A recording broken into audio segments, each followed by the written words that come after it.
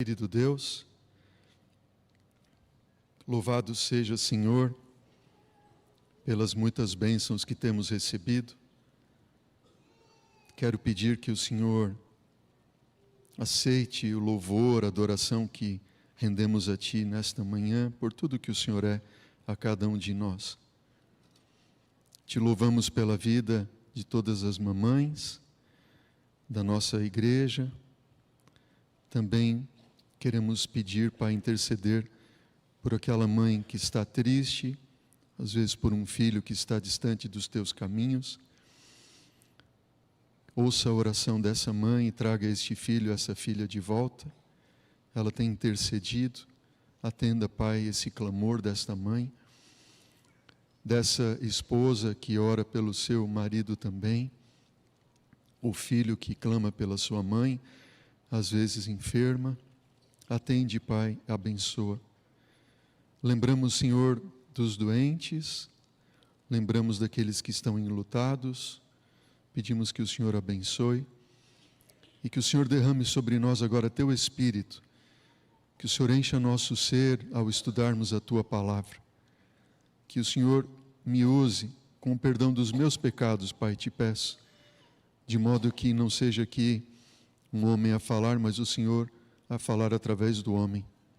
Em nome de Jesus pedimos. Amém. Amém. Peço a você que se mantenha em espírito de oração e intercessão enquanto nós estudarmos a palavra de Deus hoje. Nosso sexto tema, série Apocalipse de Elias. Tema de hoje, Elias e a batalha do Armagedon. Esse é um tema forte, um tema assim, de certa forma, um pouco pesado, um tema difícil, não de apresentar, mas um tema difícil mais ainda de nós vivermos. Esta é a profecia que nós estamos estudando, a última profecia do Antigo Testamento. Eis que eu vos enviarei o profeta Elias, antes que venha o grande e terrível dia do Senhor. Quando nós iniciamos nossa série, fizemos duas perguntas. Por que a profecia fala do envio de Elias e por que um profeta? Já respondemos boa parte da primeira pergunta até aqui. Por que Elias? Nós vimos que existem fatos da vida e obra do profeta Elias que se cumprem no Elias profético.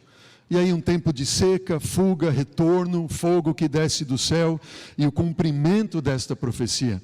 Se você não estudou os temas anteriores, eu recomendo a você, busque no nosso canal da igreja no YouTube, na playlist o Apocalipse de Elias, e acompanhe as séries ali, os episódios anteriores. Hoje nós vamos procurar responder esta segunda pergunta: por que um profeta? Por que Elias e por que um profeta? Poderia ser um outro personagem da Bíblia que não fosse um profeta, mas Deus escolheu Elias e um profeta. E os motivos do porquê de um profeta são estes. Número 1, porque tem que ver com o papel do profeta, qual é o papel que um profeta desempenha. E número 2, qual é a natureza do chamado de um profeta. Existe, quando Deus chama um profeta, Deus dá uma natureza relacionada ao chamado deste profeta. Então guarde esses dois pontos. Tem que ver com o papel do profeta e com a natureza do chamado profético. Primeiro ponto, qual é o papel de um profeta? Se eu perguntar para você, quando Deus chamava um profeta, que objetivo Deus tinha? Bom, Deus não tinha outro objetivo ao levantar um profeta, senão que este profeta fosse o seu porta-voz, fosse o porta-voz de Deus para chamar o seu povo que havia se desviado dos seus caminhos. Estamos juntos? Então, uma vez que o povo de Deus se desviava dos caminhos do Senhor, então Deus levantava um profeta, e esse profeta era um porta-voz de Deus, para chamar o povo de Deus ao arrependimento. Onde que nós vemos o papel do Elias profético no Apocalipse? nós encontramos bem claro que o anjo de Apocalipse 14, ele tem também uma função que aparece deste anjo em Apocalipse no capítulo 18, e nós vamos ler aqui do versículo 1 em diante. Eu vou transmitir esse texto aqui para você na tela, quando diz assim, Apocalipse 18: depois destas coisas, vi descer do céu um anjo, outro anjo, que tinha grande autoridade, e a terra se iluminou com a sua glória. Então, este anjo exclamou com potente voz, dizendo, o que o anjo disse? Vamos ler juntos? Caiu a grande Babilônia. Notem a palavra do anjo, ele fala com grande voz, potente voz. Caiu a grande Babilônia e se tornou morada de demônios e covil de toda espécie de espírito imundo, esconderijo de todo gênero de ave imunda e detestável. Eu pergunto para você, quando que Babilônia caiu para você? Você já parou para pensar nisso? Quando que Babilônia caiu para você? Quando você descobriu as verdades concernentes à Babilônia, a toda a mentira que Babilônia prega. Babilônia não engana mais você, então Babilônia caiu para você. Amém por isso? E quem é que apresenta essa mensagem de quem é Babilônia? E você já tem estudado, nós temos estudado sobre isso nos últimos sábados. E este anjo então continua dizendo, retirai-vos dela, povo meu. Sai de onde?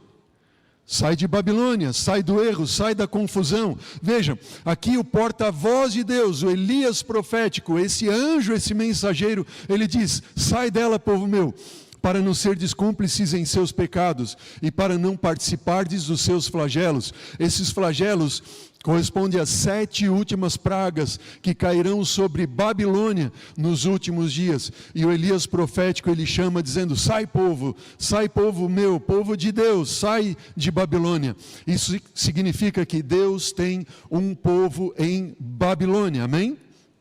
Quem é esta Babilônia? Quem é esta Babilônia que aparece em Apocalipse 18? Ela está relatada de uma forma bastante clara.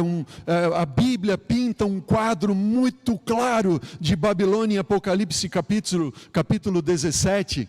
E diz assim, a partir do versículo 1, nós vamos ler do versículo 1 ao 5 do capítulo 17, diz assim, veio um dos 7 anjos que tem as 7 taças. Que taças são estas? São as taças que aparecem no capítulo 16, as taças da ira de Deus. São os 7 últimos flagelos, as 7 últimas pragas que serão derramadas sobre Babilônia. E diz assim, veio um dos 7 anjos que tem as 7 taças e falou comigo dizendo, vem, mostrar-te-ei o julgamento da grande meretriz, que se acha sentada sobre muitas águas. Veja, esta mulher, uma mulher em profecia corresponde a uma igreja que se acha sentada sobre muitas águas. E esta mulher, com quem se prostituíram ela, os reis da terra. Imaginem, reis da terra que vão ter com esta mulher, com esta igreja. E acabam seguindo o que esta mulher, o que esta igreja coloca. E com o vinho da sua devassidão foi que embebedaram os que habitam sobre a terra. Uau! Sabe, quando eu leio esse texto e fala que esta mulher deu de beber um vinho aos habitantes da terra, este vinho é a doutrina adulterada de Babilônia, é uma mistura, daquilo que Deus criou bom e ela adulterou, mudou a verdade de Deus em mentira, e ela deu de beber aos habitantes da terra este vinho. E sabe o que significa isso? Alguém aqui já tentou conversar com alguém embriagado alguma vez? Não? Como é que é conversar com um embriagado? Não tem como conversar com um embriagado, não é verdade? Veja, o que isso significa? Significa que o Elias profético, olha o que eu vou dizer para você agora, isso é muito sério. O Elias profético, quando ele apresenta a mensagem e desmascara a Babilônia, o mundo bebeu tanto das doutrinas de Babilônia que não consegue discernir a verdade do erro. Estão entendendo a ideia? e não conseguem às vezes entender, alcançar a mensagem da restauração do santuário, da verdade do santuário, da intercessão de Cristo Jesus, e tudo que nós temos estudado até aqui. O mundo não consegue ver, porque está embriagado com as doutrinas de Babilônia. Diz assim: e transportou-me ainda o anjo em espírito a um deserto, e vi uma mulher, essa meretriz, ela estava montada numa besta escarlate, repleta de nomes de blasfêmia, com 7 cabeças e 10 chifres. E olhem esse quadro agora. A mulher, ela achava-se vestida. Quais são as cores da vestimenta desta igreja? O que diz a Bíblia? Não eu. A Bíblia diz, quais são as cores? Diz para mim, púrpura, que mais? Escarlata, ou seja, tons de lilás, púrpura, escarlata de vermelho, vermelho cor de sangue vivo, adornada de ouro e de pedras preciosas e de pérolas, tendo na sua mão o que, igreja? Um cálice de ouro, e dentro deste cálice então transborda abominações com as imundícias da sua prostituição. O que é que significa abominação na Bíblia? Significa querer tomar o lugar de Deus, é blasfêmia. E transforma então este cálice. Por que essa mulher é vestida de púrpura, escarlata, adornada de ouro, de pedras preciosas, e tem um cálice na mão? Curiosidade, quando você vai ao Antigo Testamento, e você vai ver a vestimenta sumo sacerdotal, que Deus ordenou que Moisés confeccionasse para o sumo sacerdote no santuário, ele tinha estas cores na vestimenta sacerdotal: púrpura, escarlata, ouro e pedras preciosas. Só que havia uma cor mais que tinha na vestimenta sacerdotal, que esta mulher não tem. E isso é tema de um outro estudo, e talvez eu vou lançar aqui para você pesquisar e estudar. Essa outra cor era a cor azul. Na vestimenta sacerdotal tem azul, e na vestimenta desta mulher não tem azul, porque o azul na Bíblia corresponde aos mandamentos de Deus. Azul da cor do céu, alguns já fizeram esse estudo, correspondem aos mandamentos de Deus.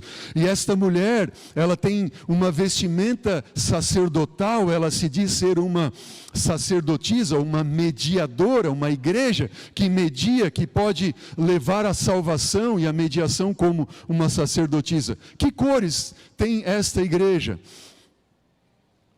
Se você ainda não enxergou, eu vou colocar agora uma foto dessa igreja com suas cores.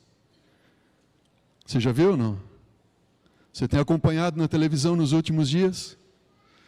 Você vê, existe uma outra igreja na face da terra que tem estas cores,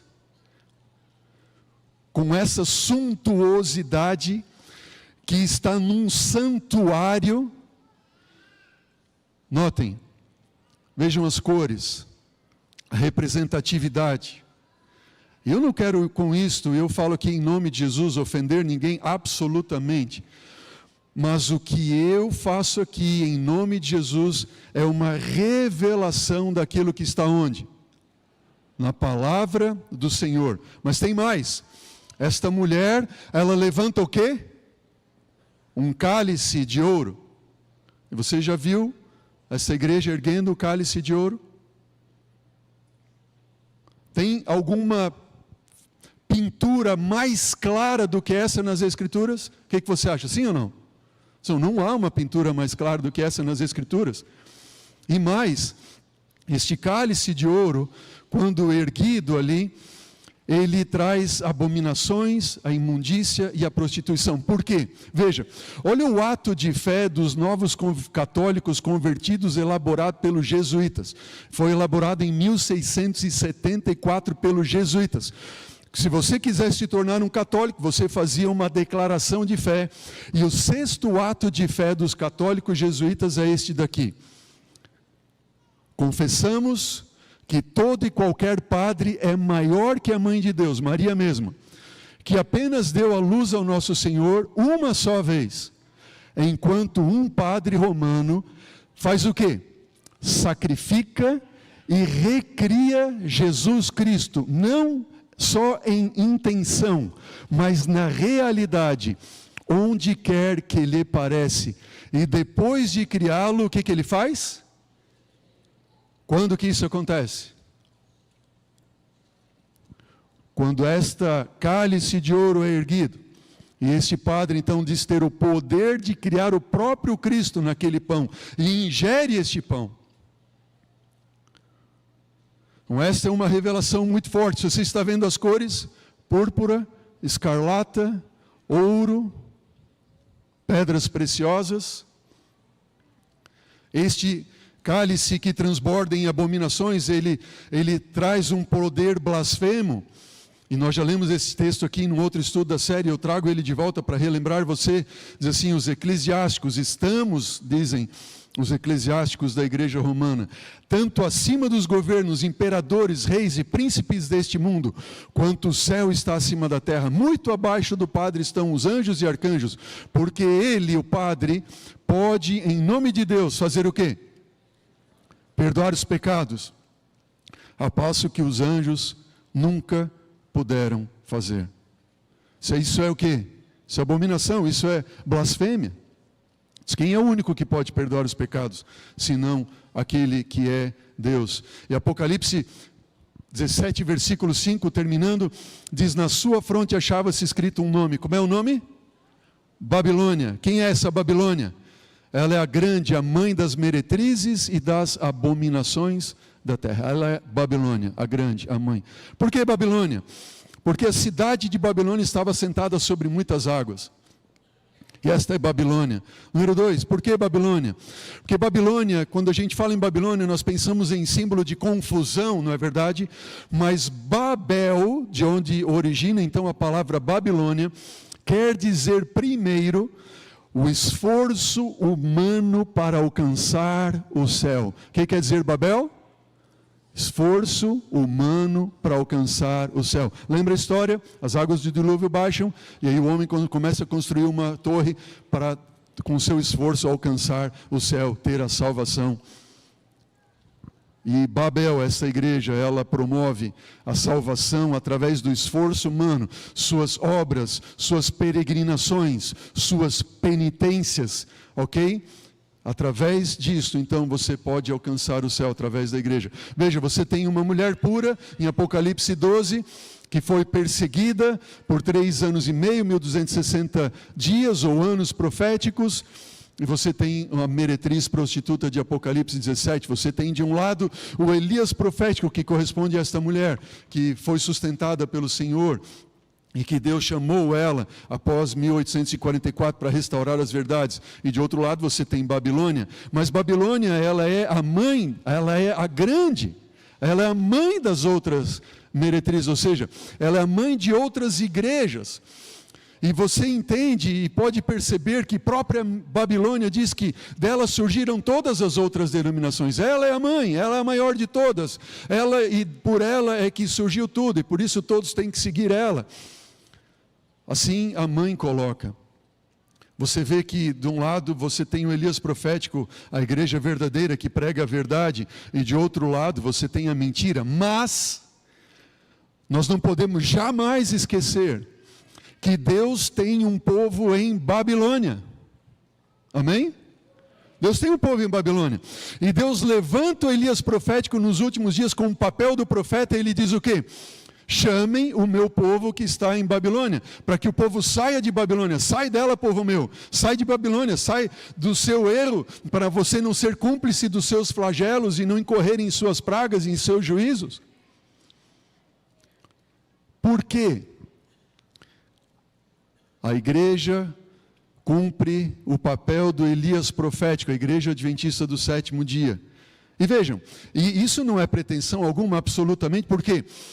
Porque o próprio Elias, em algum momento de tristeza junto com Deus, ele diz assim, Senhor, eu não aguento mais, porque fiquei só eu, e eu só. Deus olha para ele e diz assim, não, você está enganado. Tem ainda quantos? 7.000 que não dobraram os joelhos a Baal. Então não pense porque a igreja cumpre este papel de Elias, ela está sozinha. Deus tem um mundo, uma igreja invisível que você, Elias, não consegue ver. E que teme a Deus, e quanto Elias teme a Deus.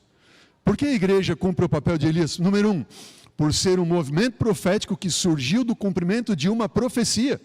A Igreja Adventista do Sétimo Dia não surgiu porque um pastor quis formar uma igreja, porque uma igreja se dividiu e um pastor foi para lá e outro foi para cá. Não. Ela cumpre o papel de surgimento de um cumprimento profético de Daniel 8,14. Número 2, por apresentar uma mensagem profética em um tempo profético. Número 3, por cumprir o papel de um profeta. Notem, esse terceiro ponto não é muito pensado entre nós. Nós entendemos bem que surgiu do movimento de cumprimento de uma profecia. Nós entendemos bem que nós apresentamos, sim, uma mensagem profética. Mas nós não pensamos que nós cumprimos o papel de um profeta. E o papel do profeta é chamar o povo de Deus ao arrependimento, número 1. Mas tem um segundo ponto. E esse ponto aqui, ele vai fazer você estremecer no banco. Você está preparado? Esse é para você. Esse é para mim. Tem que ver com a natureza do chamado profético.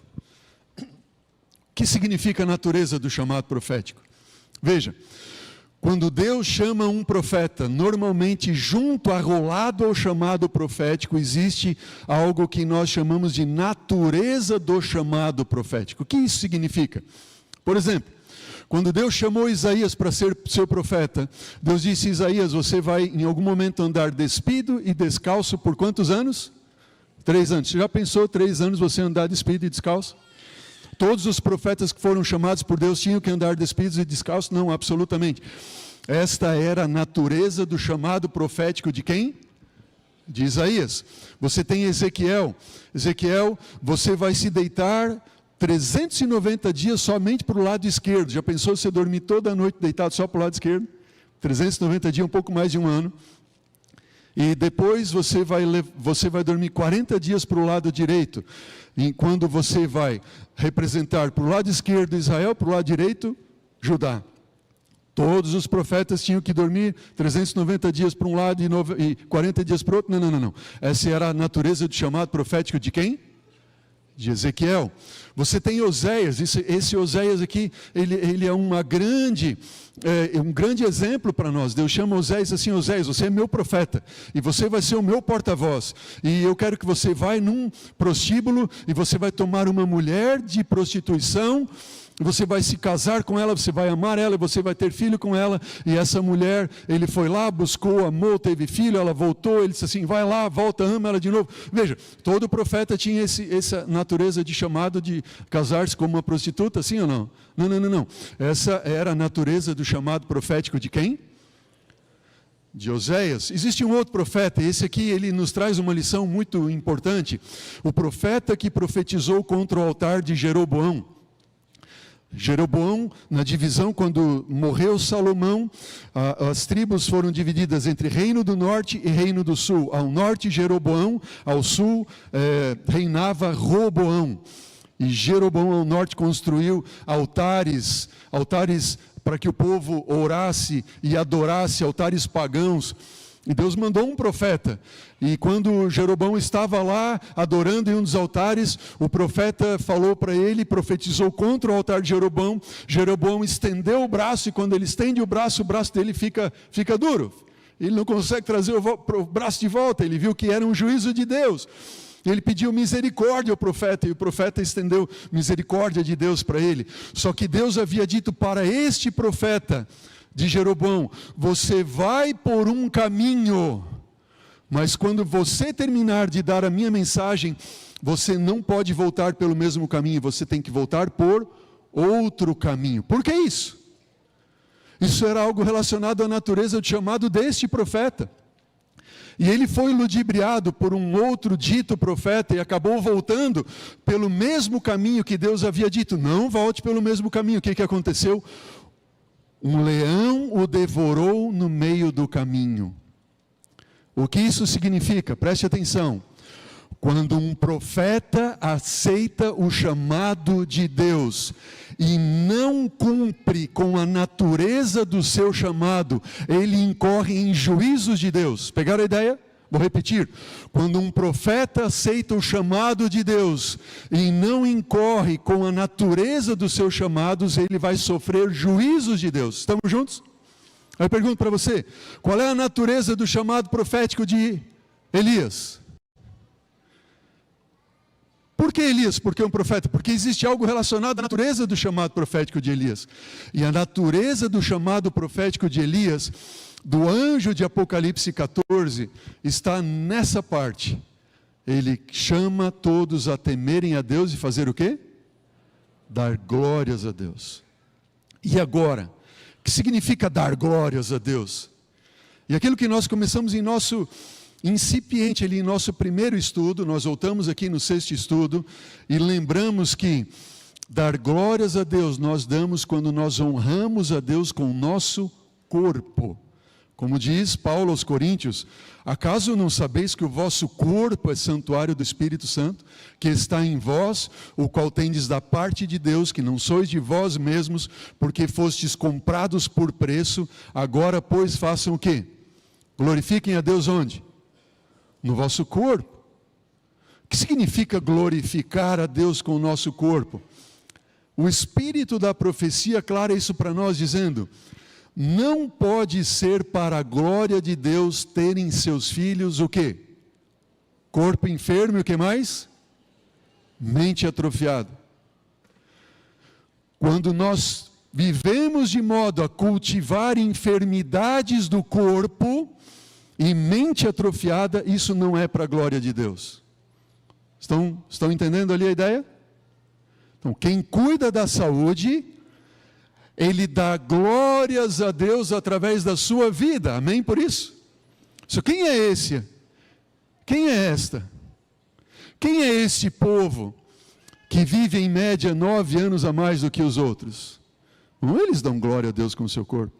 Imagina que é a minoria que cuida do seu corpo como templo do Espírito Santo, como deveria. Mas tem mais. Você está preparado para o próximo, não? Eu vou mostrar mais. Olha o que diz o livro Parábolas de Jesus, página 346. Tudo que nos diminui a força física enfraquece a mente e a torna menos capaz de discernir entre o bem e o mal. Tudo que enfraquece a mente. Ficamos menos aptos para escolher o bem e temos menos força de vontade para fazer aquilo que sabemos que é o certo. Então, o que significa cuidar da saúde para o Elias profético? É estilo de vida, sim ou não? Não. Não. Cuidar da saúde para o Elias profético não é estilo de vida, é chamado profético. Não é para eu ter mais saúde. Não é para eu viver uns anos a mais. Não. É porque tudo aquilo que diminui a força física, enfraquece a mente e a torna menos capaz de discernir entre o bem e o mal, discernir entre a verdade e o erro, entre o que é certo e o que é errado. Então nós louvamos a Deus através do quê? Da nossa mente. Agora, nós temos 3 Elias, certo? Quem é o primeiro Elias? Lembram ali? Quem é o primeiro Elias? É o profeta Elias. Quem é o segundo Elias? João Batista, o Elias que já veio. Quem é o terceiro Elias? É o Elias profético. Vamos ver o que a Bíblia fala, não eu, sobre o segundo Elias e sobre o primeiro Elias. Vou começar com o segundo Elias, João Batista. A Bíblia diz, em Lucas 1,15... pois ele, João Batista, será grande diante do Senhor, e não beberá vinho nem bebida forte, será cheio do Espírito Santo. Desde onde? Desde o ventre materno. Isso daqui é um chamado do segundo Elias. Não vai beber vinho nem bebida forte, será cheio do Espírito Santo, já no ventre materno. Que tristeza é ver alguns ainda dentre adventistas do 7º dia arranjando uma desculpa para beber bebida alcoólica. Vinho, não. É chamado profético. Chamado profético. E tem mais. Mateus 3, verso 4 diz o quê? João usava vestes de pelos de camelo e ele tinha um cinto de couro e sua alimentação era de quê? Alfarrobas e mel silvestre. Essa alimentação dele era de que forma? Era simples. Alfarrobas e mel silvestre. O que diz o Espírito de profecia sobre João Batista? Diz assim, no livro Conselho sobre Regime Alimentar, seu regime, o regime de João Batista, era puramente o quê? Vegetariano. Composto de alfarrobas e mel silvestre. E era uma reprovação à tolerância para com o apetite e a glutonaria predominante em toda parte. E aí essa foi forte, né? Qual é a natureza do chamado profético de Elias? É cuidar do corpo como templo do Espírito Santo do Senhor. Esta é. Olha o que diz esse texto. Os que devem preparar o caminho para a segunda vinda de Cristo são representados por quem? Pelo fiel Elias. Conselho sobre regime alimentar. Assim como João veio no espírito de Elias, a fim de preparar o caminho para o primeiro advento. Temperança em todas as coisas deve estar associada com a mensagem, a fim de fazer voltar o povo de Deus de sua idolatria, glutonaria e extravagância no vestir e em outras coisas. E disse, essa doeu, né? Por quê? Porque é a natureza do nosso chamado. E é a Bíblia quem revela a nós. Vamos dar uma olhada aqui no Elias profético e a reforma de saúde agora. Vejam, quando o profeta Elias, vamos fazer uma comparação, profeta Elias agora, vimos João Batista, certo? Vamos ver agora o profeta Elias. Quando o profeta Elias foi chamado por Deus, Deus disse, profetiza contra Acabe, não vai chover. Deus enviou ele para o ribeiro de Querite, lembram-se ali? E lá no ribeiro de Querite, Deus sustentou Elias com o quê? Diz para mim. Pão, água e que mais? E carne. Isso aí, pastor, tem carne. Elias comia carne. Aí eles ficaram felizes, né? Bom, mas o profeta, Deus sustentou ele lá. É Deus que mandava os corvos para levar para ele pão, água aí e carne. Eles disseram, oh, que bom, ele comia carne. Esse negócio aí só de João Batista, vegetariano, esse negócio aí não tem muito sentido para a gente não. Ok? Mas a história do profeta Elias não para em Querite. Se eu perguntar para você assim, você acredita que Deus poderia fazer a água do ribeiro fluir ali para Elias e ele ser alimentado por corvos com pão e carne durante os 3 anos e meio? Podia ou não podia? É lógico que podia. Mas ele ficou os 3 anos e meio em Querite, sim ou não? Não. Diz a Bíblia que o ribeiro secou. Deus está dizendo assim, você vai sair daqui agora, eu tenho uma outra missão para você. E Deus enviou Elias para onde? Para Sarepta. E quando ele chega em Sarepta, ele se encontra com uma viúva e diz assim, eu quero que você prepare para mim um pão. Ela olhou para ele e disse assim, eu tenho um pouquinho de farinha na botija, um pouquinho de azeite, eu vou fazer um pão para mim, vou fazer para o meu filho, nós vamos comer e vamos morrer. Elias olha para ela e diz assim, não, você vai fazer para mim e não vai faltar para ti. Ela acreditou, amém? Ela fez o pão para o profeta comeu o pão, ele ficou na casa dela, o restante do período, e ele ficou lá na casa dela, e a Bíblia diz que ele era alimentado com o quê? Pão e onde é que está a carne? Essa não tem mais carne. Você já parou para pensar nisso?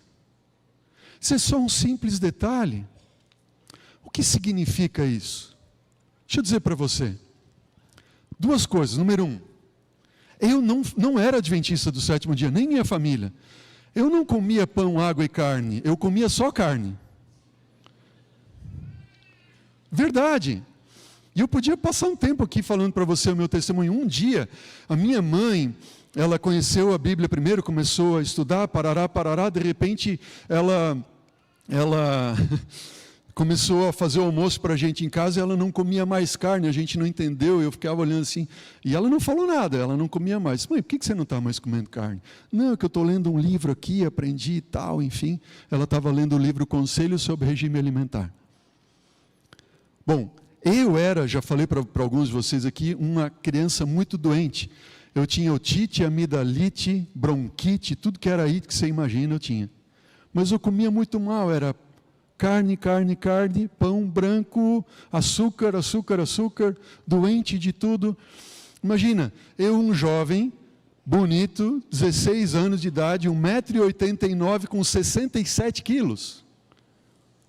Eu peso 90 quilos, sou magrão, não é verdade? Imagina com 67, com 23 quilos a menos. Se batesse um vento, levava. E o vento levou, né? Levou o André. Mas um dia eu peguei esse livro e comecei a ler esse livro. E esse livro me mudou a minha forma de pensar.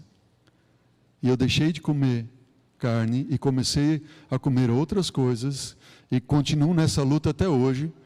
Mas depois disso eu fiquei esse jovem bonito que vocês veem hoje. Com 90 quilos, até que uma moça bonita se apaixonou por mim, mais linda ainda. Já pensou que privilégio? São bênçãos de Deus. Mas segundo ponto, eu falei para vocês que eu não era adventista. Nós éramos católicos. E a gente não comia só carne, a gente comia siri, camarão, caranguejo, ostra, o que se mexia, comia. Mexeu, comeu. Não balançado pelo vento, não. Igual a fruta na árvore. Só que, olha a natureza do chamado profético. Quando eu estudo a Bíblia primeiro, eu estudei a Bíblia, certo? Você fez o estudo bíblico, ok? E aí tem um estudo bíblico que fala o quê? Das carnes lícitas para comer, que nós encontramos lá em Levítico capítulo 11. É ou não é verdade? Aí você aprende o quê? Que há determinados tipos de alimentos carnes que você não deve comer. Aquilo que tem barbatana e escama, que se move nas águas, você come. O que não tem, não come. Se tem casco fendido e rumina, você come. Se não tem, não come, ok? E aí você aprende que tipo de carne você pode e não pode comer. E muito bem, eu comia carne, muita carne, de repente eu deixei de comer porco, deixei de comer siri, caranguejo, camarão. Gostava do camarãozinho que meu tio fazia na praia ali, todo final do ano. Hoje o cheiro me dá... mas tudo bem. E gostava disso tudo. Só que quando a gente está sendo o quê? Preparado por Deus como Elias profético, Deus deu para o Elias profeta pão, água e carne. Mas depois de um tempo Deus disse assim, não mais carne. Por quê? Por quê? Por quê? Deus está dizendo para você e para mim o seguinte, filho, você começou uma jornada, mas você não pode parar na jornada em Levítico 11, você tem que continuar, porque existe algo chamado a natureza do chamado profético de Elias. E dentro dessa natureza do chamado profético, é um cuidado com um corpo diferente. Por quê? Porque, notem bem, Elias, ele profetiza contra Acabe, a idolatria, a apostasia, a idolatria, ele vai para o ribeiro de Querite, pão, água e carne, ele vai para Sarepta, pão e água, não mais carne. Por quê? Qual seria o próximo episódio da história do profeta Elias? O próximo episódio da história do profeta Elias seria a maior batalha que qualquer ser humano jamais poderia enfrentar. É a batalha do Carmelo. E a batalha do Carmelo é a batalha do Armagedon, que você e eu vamos enfrentar dentro em pouco. E Deus está dizendo, a menos que você purifique a sua mente nessa jornada, e assim como Deus queria purificar a mente de Elias, para ele chegar diante do Carmelo, sem ter nada que o impedisse de ter uma comunicação íntima e direta com Deus, para enfrentar a grande batalha do Carmelo, que é a batalha do Armagedon. Está entendendo? E se nós avançarmos um pouco mais... Quando Elias passa pela batalha do Armagedon, ele recebe um decreto de morte de Jezabel, aquela Jezabel, a meretriz, a prostituta de Apocalipse 17.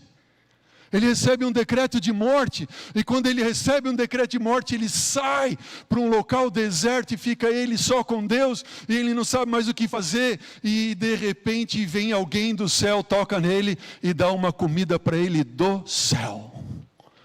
E o Elias profético vai passar por um decreto de morte. E ele vai pegar lugares desertos, e Deus vai mandar comida dos anjos para ele comer. Amém? Vocês estão vendo o mesmo paralelo? Ou sou eu que estou maluco aqui? Isso é a revelação da Bíblia. Foi-me mostrado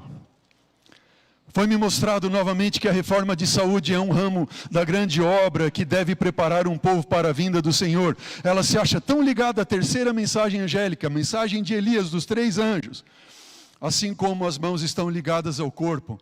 Eventos finais, devem ser vistas maiores reformas entre o povo que pretende estar aguardando o aparecimento de Cristo Jesus, chamado profético, glória a Deus. A reforma de saúde deve realizar uma obra entre o nosso povo que ainda não realizou. Revelação profética para nós. Esse texto aqui me converteu, esse foi o que mais falou no meu coração. Muitos que agora estão apenas meio convertidos no tocante a quê? Se afastarão do povo de Deus para não mais andar com eles. Repito, em nome de Jesus, não é estilo de vida, é algo relacionado à natureza do chamado profético de Elias. Agora, alguns que olham para esse texto e ficam fazendo aí, pregando salvação pela soja. Não. Não é nada disso. Sabe por quê? Porque é um pacote. Veja, entre os que estão aguardando a vinda do Senhor, o comer carne será afinal abandonado, a carne deixará de fazer parte da sua alimentação. Devemos ter sempre isto em vista, esforçar-nos por trabalhar, o quê? Nessa direção. Hoje à tarde, quando, igreja? Hoje à tarde, 16 horas, aqui neste templo, vai estar a irmã Cleonice, com o Ministério de Saúde, dando a você aulas, ensinamentos, receitas, como você substituir a proteína animal por proteína vegetal. Diga amém por isso. Então venha hoje à tarde, que horas? 16 horas. Venha aprender. Venha aprender hoje, aqui neste templo, 16 horas. Como você substitui, amém? Todo programado no relógio de Deus ali. Devemos ter sempre isso em mente e andarmos nessa direção. Agora, alguns dizem assim, eu não como mais carne. Mas Ellen White diz, não, eu preferiria um regime carne ou os bolos e as massas tão doces quanto geralmente usados. O que é pior que a carne? O açúcar é pior do que a carne. Aí o vegetariano ali que se gaba de ser vegetariano, depois aquele sorvetão ali, aquela coisa arada. Estamos juntos, não? Assim, faz pior, por quê? Porque embota mais a mente ainda do que a própria carne. E a gente precisa ter uma mente saudável, limpa, enfim. E é verdade que os hábitos de saúde são muito mais do que só comer carne. A carne tem que ver com a natureza do chamado profético, mas Deus nos deixou 8 remédios da natureza. Quais são eles? Confiança em Deus, número 1, diga amém. Você não deve tomar qualquer uma decisão na sua vida se não por Deus estar em primeiro lugar. Confiança em Deus. Exercício físico. E aqueles que fazem exercício físico, eles já estão, a menos que você esteja dentro de uma sala, né? Mas você já está desfrutando de outros 3 remédios da natureza. Ar puro, luz solar e bebendo água, amém? Exercício físico. Depois ali, repouso. Dormir horas de noite ali, o ideal no mínimo 1h30 antes da meia-noite para restaurar o seu corpo, sua vida. Dormir 7 a 8 horas por noite, podia passar aqui um tempo falando para vocês sobre isso. Alimentação saudável e temperança. Agora, alguns, eu discordo com todo respeito, alguns colocam que o primeiro ponto é a alimentação. Eu não entendo assim, pode discordar de mim, não tem problema, ok? Eu entendo que a alimentação não é o primeiro é confiança em Deus. Você tem que saber os motivos. Número 2, eu acredito que não seja alimentação, eu acredito que o exercício físico, isso é meu, não é pesquisa, não é nada, isso é pastor André falando para você dos 8, ok? Então, você pode discordar, bem tranquilo. Eu acho que o exercício físico é tão importante, por quê? Porque pesquisas dizem, isso não sou eu, que um fumante que faz exercício físico, ele é mais saudável que um vegetariano sedentário. Então, isso não sou eu quem está dizendo, é a ciência. Então, o que adianta eu ser vegetariano, me intoxicar de açúcar ali e não fazer exercício físico? Um fumante que faz exercício tem mais saúde do que eu.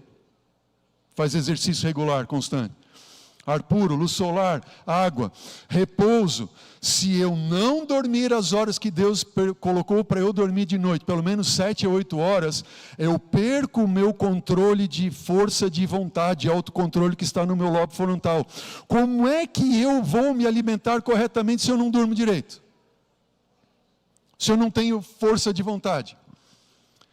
E por isso que eu preciso ter, então, usar tudo com temperança. Cabia agora, então, queridos, ao profeta aceitar ou não o chamado profético, seguindo ou não as orientações e ordens específicas para ele. Agora, notem, aceitar o chamado profético e não cumprir com as ordens específicas de Deus significaria sofrer o juízo divino. Não há nenhum problema de você comer carne ou comer açúcar ou não fazer exercício físico. O problema é você arranjar uma desculpa para isso e dizer, eu não quero melhorar, não preciso, essa coisa que Ellen White escreveu para passar, é coisa de fanático, não sei o que lá. Não, não, não. Coma, mas lute com Deus dizendo, Senhor, me ajuda a vencer esse negócio. Quando você vence uma coisa, você vai ver que você tem outra para vencer, e outra, e mais outra, e mais outra, e mais outra, e mais outra, e outra. É ou não é verdade? Mas continue lutando com Deus. Deus tem feito um chamado profético específico para o seu povo do tempo do fim. Estamos diante dos dias mais difíceis que sobrevirão à história deste mundo. Aceitar esse chamado é glorificar a Deus com o nosso corpo. Amém. Quem entendeu, diga amém, eu entendi. Glória a Deus por isso. Vamos à última parte do estudo de hoje. A batalha do Armagedon. Que batalha é essa? Abra a Bíblia agora, em nome de Jesus. Abra a Bíblia em Apocalipse 16. Abra a sua Bíblia. Eu não vou apresentar esse texto na tela. Abra a Bíblia, Apocalipse 16. Vamos à última parte do nosso estudo de hoje. A gente podia ficar aqui umas boas horas conversando mais sobre tantos outros detalhes, mas eu resumo o máximo para colocar aquilo que é mais importante e que a gente tem julgado para essa uma hora que nós temos juntos de estudo aqui, 58 minutos. Apocalipse capítulo 16, versículo 1, diz assim, ouvi ainda uma voz do santuário, uma grande voz, dizendo aos 7 anjos, leia o Apocalipse 16, verso 1, dizendo aos 7 anjos, ide, derramai pela terra as 7 taças da cólera de Deus. Saiu, pois, o primeiro anjo e derramou a sua taça pela terra, e aos homens portadores da marca da besta, adoradores da sua imagem, sobrevieram úlceras malignas e perniciosas. Versículo 3 em diante vai dizendo, e derramou o segundo a sua taça, o terceiro, o quarto, o quinto. Veja, olha para mim rapidamente. Número 1, diz que a voz veio do santuário de Deus. É uma ordem direta do Senhor Deus aos seus anjos, 7 anjos. Vão e derramem as taças da ira, da minha ira sobre a terra. São as 7 últimas pragas. Elas não são fruto de catástrofe natural. Elas são o próprio juízo de Deus que sai do santuário de Deus. Volte comigo agora os olhos à Bíblia no versículo 12. Apocalipse 16, 12. Derramou o sexto a sua taça sobre o grande rio Eufrates, cujas águas secaram, para que se preparasse o caminho dos reis que vem do lado do nascimento do sol. Então vi sair da boca de quem? Diz para mim. Do dragão. E da boca de quem mais? Da besta. E da boca de quem mais? O que saiu da boca deles? 3 espíritos imundos semelhantes a rãs. Quem é que aparece ali? O dragão, quem mais? A besta e quem mais? O falso profeta. Vamos guardar esses 3. Saiu da boca ali de quem? Da besta, do dragão, da besta e do falso profeta, ok? São espíritos de demônios, operam grandes sinais. Versículo 15. Eis que venho sem demora, e vem como ladrão, bem-aventurado aquele que vigia e guarda as suas vestes, para que não ande nu e não seja vista a sua vergonha. Então os ajuntaram num lugar que em hebraico se chama o quê? Armagedon. Volta uma página na sua Bíblia. Volta uma página. Capítulo 12 e 13 de Apocalipse. Você tem ali o dragão, que aparece em capítulo 12, versículo 9. Foi expulso o grande dragão, a antiga serpente, que se chama quem? Diabo e Satanás. O dragão, ele é o próprio diabo, ele é o próprio Satanás. E nós temos em Apocalipse capítulo 13 agora, versículo 1. Vi emergir de onde? do mar uma besta que tinha 10 chifres e 7 cabeças, e sobre os chifres 10 diademas, e sobre as suas cabeças nomes de blasfêmia. E depois eu tenho Apocalipse, capítulo 13, versículo 11, diz o quê? Vi ainda outra besta emergir de onde?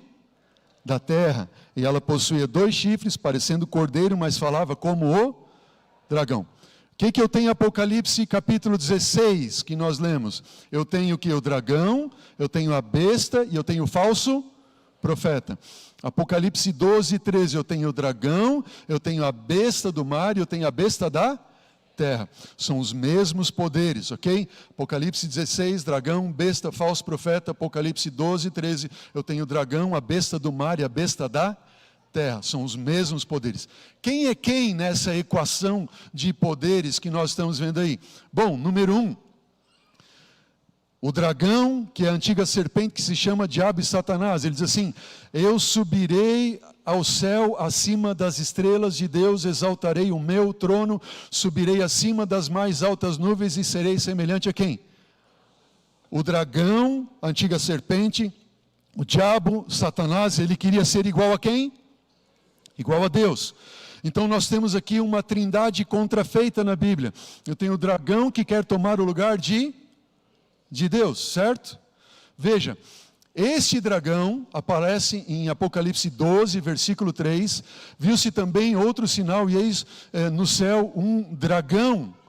Esse dragão de Apocalipse 12, versículo 9. Veja, ele é grande, ele é vermelho, e ele tem 7 cabeças e 10 chifres, e nas suas cabeças tem 7 o quê? Diademas. Olha as características: 7 cabeças, 10 chifres e 7 diademas. O que isso significa? Vejam, olhem para mim. Na Bíblia existem 2 palavras que são traduzidas por coroa. Uma delas é diadema e a outra é Stéphanos, em grego. Sendo que Stéphanos é a coroa que todos os salvos receberão de Cristo Jesus, porque foram salvos da terra pelo sangue de Cristo Jesus, amém? Esse Stéphanos é uma coroa de vitória, como aquele louro que usavam ali os vitoriosos nas corridas. Estamos juntos? Agora, diadema, que também é traduzido por coroa, é uma coroa real, divina, é digno de um rei. E somente Deus é digno de vestir, de usar um diadema. Mas o dragão, ele quer usar um diadema como o Deus. Estão entendendo a ideia? Ele quer estar no lugar de Deus. Então o dragão toma o lugar de Deus, mas eu tenho a besta do mar. Vi emergir do mar uma besta que ela tinha o quê? 10 chifres. E ela tinha o que mais? Ela tinha 7 cabeças, e sobre os chifres ela tinha o quê? 10 diademas, e sobre as suas cabeças nomes de blasfêmia. Veja, essa besta não é parecida com o dragão? Sim ou não? O que isso significa? A besta, ela é o quê? A imagem de quem? Do dragão. O que isso significa? Se o dragão quer representar Deus, esta besta que é a imagem do dragão quer representar quem? Deus Filho, Jesus Cristo. Veja, Filipenses 2,6 diz o quê? Pois ele, Jesus, subsistindo em forma de Deus, não julgou com usurpação o ser igual a Deus, porque ele é o próprio Deus, ele é igual a Deus. Jesus disse: quem vê a mim, vê quem? Vem o Pai. Como dizes tu, mostra-nos o Pai? Está vendo? Jesus, ele é a imagem de quem? Do Pai. Então eu tenho Deus Pai, eu tenho Cristo Jesus, a imagem do Pai. Lá em Apocalipse agora, na grande batalha do Armagedon, eu estou vendo o dragão, eu estou vendo a besta, que é a imagem de quem? Do dragão. E qual é o papel de Jesus? É vir a esse mundo e salvar, não é verdade? Não é ser ele o sacerdote, o sumo sacerdote, o cordeiro, o único mediador que pode tirar o pecado do mundo e nos dar a salvação? O que é esta besta? Quem é esta besta? Esta besta é ninguém mais nem menos do que a mulher de Apocalipse 17, ela é Babilônia. É o mesmo poder escrito. E se você tem alguma dúvida disso, volte os teus olhos comigo, em Apocalipse 13, versículo 3, Apocalipse 13, versículo 3, leia comigo. Diz assim: então vi uma de suas cabeças, da besta, como golpeada de morte, mas esta ferida mortal foi curada, e toda a terra se maravilhou seguindo a besta. Jesus recebeu ou não recebeu uma ferida de morte? Mas a ferida foi curada, ele ressuscitou, amém? Então essa besta, ela é um tipo de Cristo, ela quer ser. Diz o versículo 4, e adoraram o dragão, porque ele, o dragão, deu autoridade a quem? A besta, e também adoraram a besta, dizendo: quem é semelhante à besta? Quem pode guerrear ou pelejar contra ela? Versículo 5, foi-lhe dada uma boca que proferia o quê? Arrogância e blasfêmia. Blasfêmia é querer perdoar os pecados, se colocar no próprio lugar de Deus. E agir quanto tempo? 42 meses, 3 anos e meio. Qual foi o tempo que Elias ficou no deserto? 3 anos e meio. Qual foi o tempo do ministério de Jesus? 3 anos e meio. 3 anos e meio. Essa besta, ela exerce um ministério também por 3 anos e meio. Versículo 6, ela abriu a boca em blasfêmias contra Deus, para difamar o tabernáculo do Senhor, a saber, os que habitam no céu. Nós já estudamos sobre isso em nosso estudo passado, no estudo da restauração do santuário. Veja, quando nós vemos o dogma da infalibilidade da Igreja Romana, diz: o Papa é o próprio Jesus Cristo na terra. É relativamente ao Cristo quanto à autoridade o que Cristo é para com Deus, seu Pai. Então, a besta aqui está revelada. Você tem visto nos últimos dias o mundo seguindo e falando de não outra coisa. É ou não é verdade? O mundo. E reis do mundo inteiro indo prestigiar aquele que diz ser o próprio substituto do Filho de Deus na terra. Isto é uma revelação bíblica de Babilônia. A grande contrafação, onde o dragão quer ser como o pai, onde a besta, a igreja romana, quer ser como o filho. O filho é aquele que tem a autoridade que o pai deu. A besta, ela tem a autoridade que o dragão deu. O Filho, Cristo Jesus, exerceu o ministério por 3 anos e meio e morreu para nos salvar. A besta exerce um ministério por 3 anos e meio, 1260 anos, na Idade Média. O Filho é o único que tem poder para perdoar os pecados. E a besta diz que tem poder para fazer o quê? Perdoar os pecados. Mas tem o dragão, a besta, e tem quem mais? A besta do mar e a besta da terra. A besta da terra, ela também é o falso profeta. Ela aparece em Apocalipse 16 como falso profeta, Apocalipse 13 como a besta da terra. Por que besta da terra? Quanto que poderíamos falar aqui? Veja, diz assim: vi ainda outra besta emergir da terra, possuía 2 chifres, ela parecia como um cordeiro, mas falava como quem? Como dragão. Uau! Vejam, o dragão que tem a sua imagem, que é a besta do mar, que é como o dragão, mas agora eu vejo uma besta da terra, o falso profeta, que é como quem? É como o cordeiro. Quem é o cordeiro? Não é a segunda pessoa da divindade? Estão pegando a ideia ali? E essa besta falava como dragão, parecia como dragão, como cordeiro, mas fala como dragão. Veja, no Apocalipse, o símbolo do cordeiro aparece 31 vezes. Cordeiro de Deus que veio tirar o pecado do mundo. Mas somente uma exceção em Apocalipse 13, 11. O que significa? Jesus disse: eu rogarei ao Pai e Ele vos dará outro Consolador. Falando acerca do Espírito Santo que viria. Outro, alós, igual, mesma essência. Eu vou enviar o Espírito Santo. Assim como eu sou um com o Pai, quem me vê a mim vê o Pai, eu vou enviar um outro igual a mim, que é igual que eu sou igual ao Pai, que é igual a mim, é todo poderoso, é Deus, Ele é onipotente, onipresente, onisciente, é o Espírito Santo. Só que quando vem essa besta, Apocalipse 13, 11, diz: a besta que emerge da terra, ela possuía 2 chifres, parecendo como aqui a palavra grega homoios, mesma essência. Eu tenho a terceira contrafação. Assim como os profetas do Antigo Testamento eram porta-vozes de Deus, esse poder é o porta-voz de quem? Do dragão. É por esse motivo que o restante do livro do Apocalipse chama a besta da terra de quem? Falso profeta, porque ele é o porta-voz de quem? Do dragão. A besta da terra exerce toda a autoridade da primeira besta na sua presença. Quem é a primeira besta? Não é a igreja romana? Então, a segunda besta, ela exerce toda a autoridade da primeira. O Espírito Santo exerce a autoridade de Cristo Jesus na terra. Veja, a besta faz com que a terra e os seus habitantes adorem a primeira besta, cuja ferida mortal foi curada.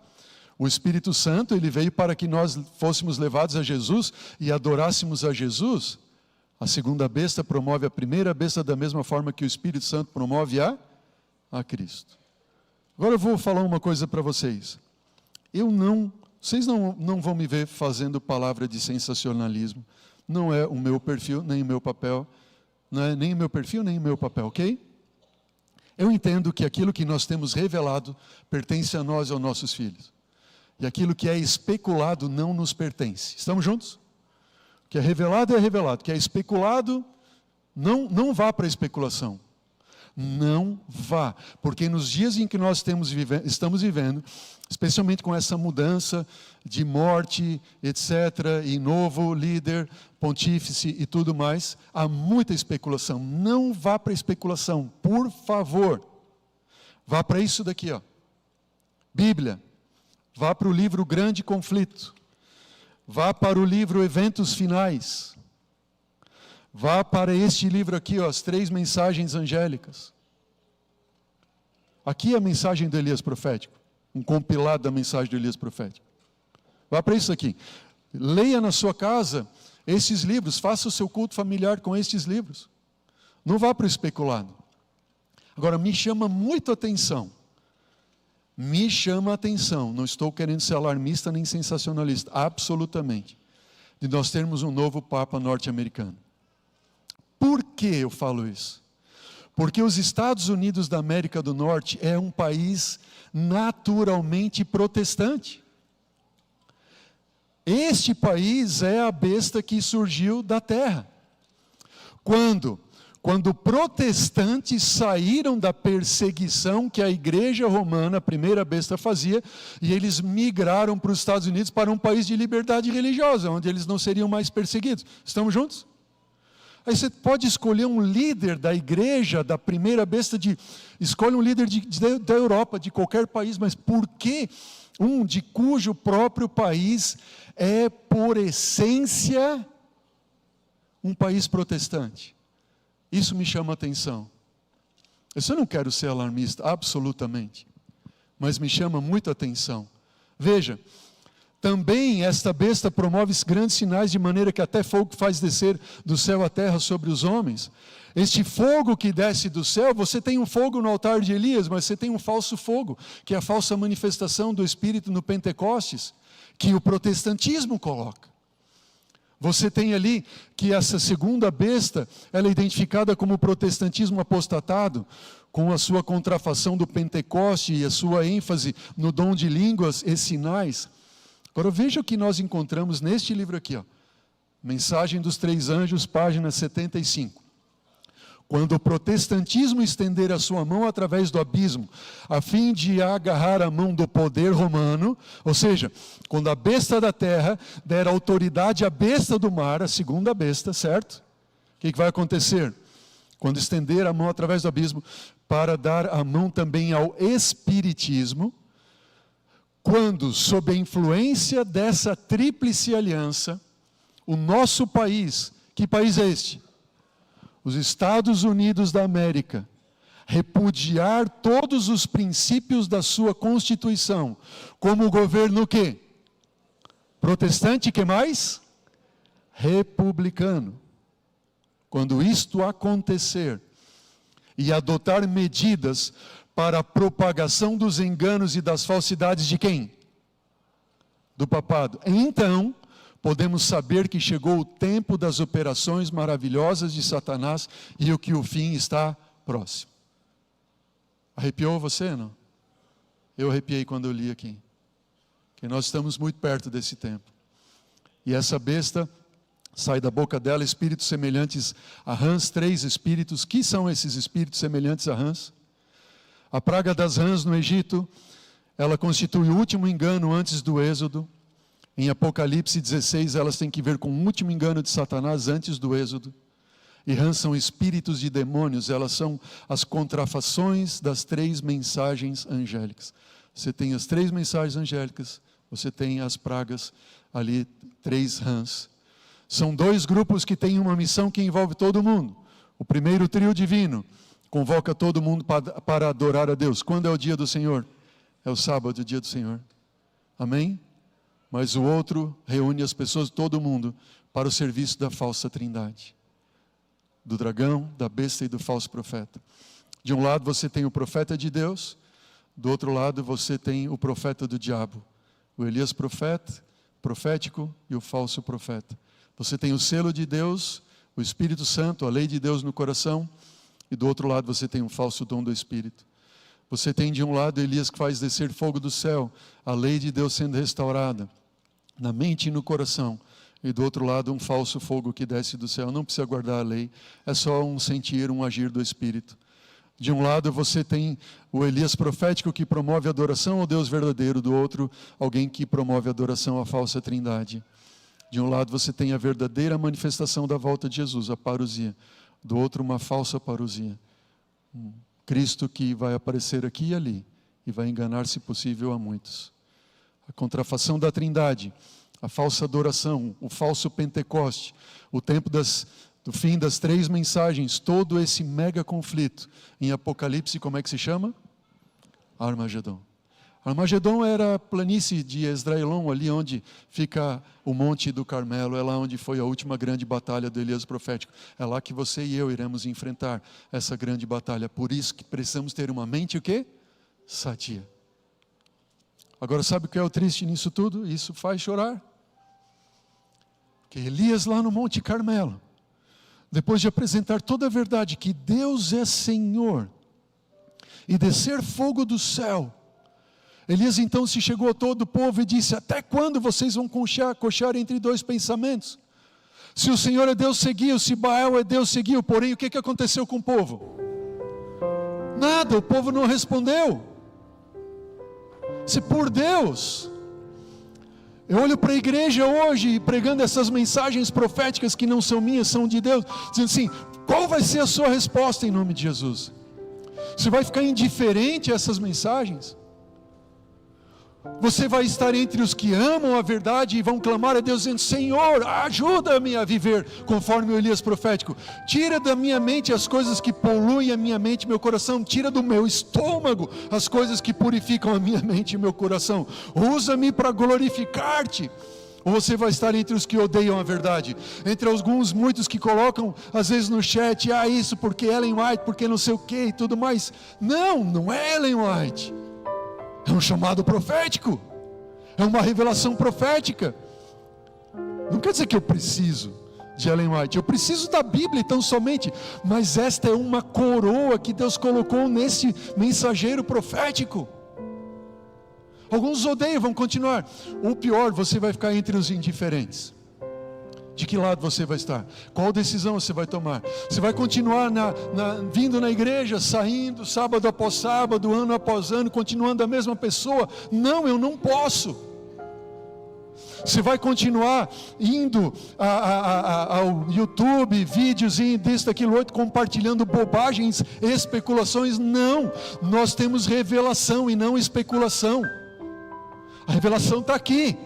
A revelação está aqui, no espírito da profecia. Não vá para a especulação, não compartilhe bobagens. Porque isso, porque aquilo. Não. É aqui, esta é a mensagem. E não quer dizer que Jesus vai voltar amanhã ou ano que vem. Jesus pode voltar agora para você. Jesus pode voltar nessa tarde para mim. Se eu fechar os olhos para esse mundo, acabou. Não, vai ser 2027. Não, porque esse é o último Papa, agora vem e tal. A gente já sabe que está na última hora faz tempo. Isso aqui é só uma confirmação. Agora, a minha última hora é o que mais importa. E a minha última hora pode ser agora. A tua última hora pode ser hoje. Você pode dormir e não acordar. Não sei. Mas você tem que tomar uma decisão hoje, agora, em nome de Jesus. Porque o diabo vem com todo engano de mentira, e muitos não têm acolhido a verdade para serem salvos. Oh, Deus tenha misericórdia. Você que está me assistindo, em nome de Jesus, eu falo para você agora, assim como para toda a igreja, mas especialmente para você que está me assistindo. Aí na sua tela tem um QR Code. Peça em nome de Jesus um estudo bíblico, peça o seu batismo, peça para conhecer mais essas verdades. Volte aos outros temas dessa série. Não fique com preconceitos, vá à Bíblia, tão somente a Bíblia, como nós temos feito aqui. Receba esta verdade no teu coração para a tua transformação. Você que está na igreja, não viva mais indiferente a essa mensagem, a este chamado profético. Faça os seus esforços. Venha hoje à tarde às 4h. Venha aprender um pouco mais de saúde, de como substituir ali proteínas e tal. Não para ter um estilo de vida saudável, mas para eu ter a minha mente o quê? Purificada. Amém? Quem aqui entendeu a mensagem dessa manhã? Levante a mão ali, em nome de Jesus. Quem aqui quer, em nome de Jesus, dizer assim: eu quero ser o Elias profético e viver como Elias profético? Coloque-se em pé agora, em nome de Jesus. Glória a Deus pela sua vida.